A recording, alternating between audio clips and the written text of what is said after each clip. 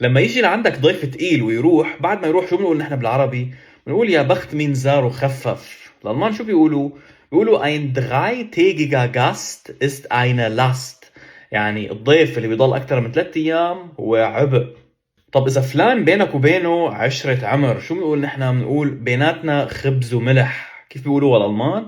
بيقولوا wir haben zusammen Brot gebrochen أو wir haben miteinander Brot gebrochen. يعني كسرنا خبز مع بعض بهذا المعنى، بمعنى إنه في بيناتنا خبز وملح. وإذا في شخص بيشبه أبوه بالتصرفات وبالحركات وبكل شيء، بنقول عليه فرخ البط عوام. الألمان بيقولوا wie der Herr so ist geschehen. wie der Herr so ist geschehen، بس ينتبه فقط إذا الشخص بيشبه أبوه بالتصرفات مو أمه.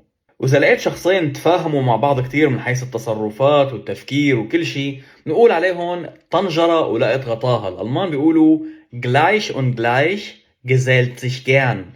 gleich und gleich gesellt sich gern يعني طنجرة ولقت غطاها.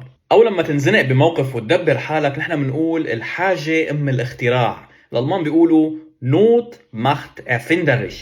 Not macht erfinderisch يعني الحاجة أم الاختراع.